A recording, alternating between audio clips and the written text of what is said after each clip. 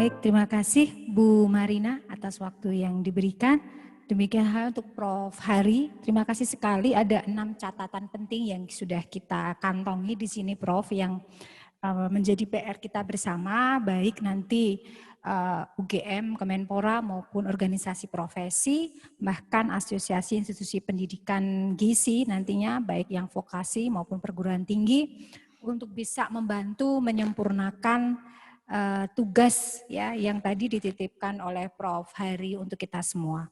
Dan kebetulan dari 6 tugas tadi Prof, untuk 1 standar kompetensinya kita sudah ada di SKKNI. Kemudian kalau standar isi program dan modul pelatihan ini yang akan coba kita sampaikan di sini. Nanti sekiranya poin 1, 2, dan 3 ini sudah cukup, ini akan kita serahkan ke Persagi. Dalam hal ini nanti ISNA yang akan terus mengawal bersama Besang untuk selanjutnya mewujudkan tugas-tugas yang keempat, 5, dan 6. Ataupun nanti juga saya kira Besang bisa juga dengan Persagi maupun dengan perguruan tinggi atau lembaga yang memang sangat care dan sangat peduli dengan gizi olahraga ini untuk sama-sama mengerjakan PR 4, 5, dan 6 terkait materi uji kompetensi, kemudian LSK atau pembentukan lembaga sertifikasi, serta nantinya pasti usulan ahli gizi sebagai olahraga tenaga keolahragaan Indonesia dengan jabatan fungsional. Ini tentunya sesuatu hal yang menjadi PR bersama. Hari ini mohon izin saya menyampaikan SOP apa, standar pelayanan minimal apa yang tadi Prof. Hari juga tanyakan, yang coba kita susun untuk melayani atlet nanti, kemudian juga modul pelatihan apa yang sudah kita kembangkan. Baik, standar operasional prosedur sebenarnya juga sudah ada di bagian D pada buku pedoman penata laksanaan gizi atlet, tapi ini saya coba sajikan secara terpisah sesuai dengan standar penyusunan operasional prosedur pada kegiatan-kegiatan yang lainnya. Di sini SOP ini ada 8 pokok yang kita akan sampaikan. Yang pertama terkait pengertian, tujuan, sasaran, prosedur, unit-unit terkait, dokumen terkait, alat pendukung kinerja, serta referensinya. Di sini untuk pengertiannya bahwa pedoman pelayanan gizi atlet ini adalah sebuah proses pelayanan gizi kepada atlet untuk memperbaiki dan meningkatkan status gizinya melalui suatu rangkaian aktivitas. Dan rangkaian aktivitas itu tadi kami sebutkan sebuah proses ADIME mulai dari pengumpulan data, identifikasi kebutuhan, implementasi, monitoring, dan evaluasi. Dan tentunya rangkaian aktivitas itu dalam rangka mencapai status kesehatan optimal untuk menunjang performa atlet. Sehingga tentunya tujuan ini menciptakan proses pelayanan gizi dan penyelenggaraan makanan yang aman, efektif, efisien, serta berbasis bukti. Sasaran dari SOP ini tentunya adalah organisasi olahraga, kemudian manajerial tim, penyelenggara makanan atlet, pelatih, serta atlet itu sendiri. Kemudian prosedur atau rangkaian kegiatan tadi sebenarnya ini lebih meringkas dari buku PPGA terkait dengan pengkajian gizi, pengkajian aktivitas fisik, rencana tindak lanjut, dan monitoring serta evaluasinya. Nah, kemudian unit terkait untuk penggunaan SOP ini tentunya adalah pihak catering atau tim produksi, baik tim produksi dan tim distribusinya, tim kesehatan atau tim medis, tim informasi dan teknologi, dan tim pengadaan alat. Beberapa dokumen terkait untuk menunjang terselenggaranya SOP ini dengan baik adalah formulir anamnesis, formulir penilaian asupan makan, nutrition profile, leaflet edukasi dan konseling individu, serta bahan makan penukar. Kemudian alat pendukung kinerja adalah alat set penilaian status gizi yang memang terstandar untuk atlet. Kemudian komputer atau laptop dalam hal ini sebagai penunjang untuk instalasi software yang kita sebut dengan software first. Di sini adalah formulir input register terkait dengan sport kondisi gizi dan olahraga atlet. Kemudian referensi yang kita gunakan, tadi sudah kita sebutkan ada buku PGRS dari Kemenkes RI, Kemenpora RI terkait pedoman gizi olahraga prestasi, Kemenpora RI tentang pedoman standarisasi penyelenggaraan makanan, penyelenggaraan di PPLP maupun PPLD, kemudian 2 buku referensi dan 1 buku yang tadi mau kita publikasikan bersama.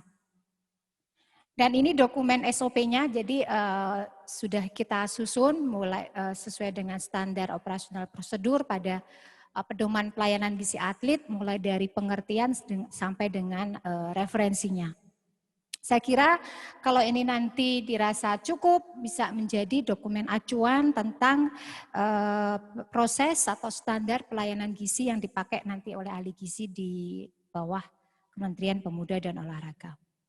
Nah, oleh karena itu tadi PR yang sudah Prof. Hari sampaikan juga terkait modul pelatihan ahli gizi olahraga. Nah, modul ini juga sudah kita susun sebenarnya dan ini akan diserahkan kepada ISNA dan Persagi untuk mengawal nantinya bersama Besang untuk tindak lanjut selanjutnya, yaitu materi uji kompetensi, LSK, dan usulan ahli gizi olahraga sebagai tenaga keolahragaan yang memiliki jabatan fungsional. Nah, ada 6 bab dari buku modul pelatihan ini. Yang pertama terkait dengan pendahuluan, modul pelatihan, prinsip umum pelatihan, proses pelatihan, instrumen evaluasi pembelajaran, dan penutup. Struktur program pelatihan atau tadi yang di standar rekomendasi dari Prof. Hari yang nomor 2 standar isi program, ini kalau boleh kita ringkas adalah seperti ini, ada 40 JPL, dengan adanya materi inti dan materi penunjang, ya. Dan pelatihannya ini nanti ada dengan pendekatan teori, praktek atau praktek langsung di lapangan maupun studi kasus. Nah, materi inti dari pelatihan yang akan kita selenggarakan nantinya sebagai acuan untuk memberikan sertifikasi adalah pemeriksaan antropomi pada atlet, pemeriksaan biokimia darah pada atlet, pemeriksaan biokimia urin pada atlet, pemeriksaan fisik klinis dan medical condition pada atlet, asesmen, asupan dan perhitungan kebutuhan gizi atlet, penyelenggaraan makanan pada atlet. Kemudian untuk materi penunjang adalah pengantar organisasi keolahragaan, performa atlet tentang health related fitness, performa atlet tentang skill related fitness, periodisasi latihan atlet, serta psikologi atlet. Dan selanjutnya nanti di bab 3 kita siapkan tentang prinsip-prinsip umum pelatihan, termasuk kriteria, kewajiban, dan hak yang harus dipenuhi untuk unsur-unsur komponen narasumber, komponen fasilitator, komponen peserta, dan komponen panitia penyelenggara. Di dalam buku modul kita sudah deskripsikan lebih detail siapakah narasumber yang berhak memberikan pelatihan-pelatihan tersebut, siapakah yang berhak menjadi fasilitator, siapakah peserta, dan siapakah panitia penyelenggara, termasuk hal-hal yang harus dilakukan dan dipersiapkan keempat komponen tersebut. Kemudian saat proses pelatihan sendiri juga sudah kita susun mulai dari persiapan pelatihan, detail sekali. Jadi kalau ada panitia penyelenggara tinggal membuka bab 4 ini, checklist insya Allah sudah ditata betul rundown-nya untuk persiapan pelatihan, pelaksanaan pelatihan, mekanisme penilaian nanti akhir saat tentamen, evaluasi pelatihan dan pelaporannya.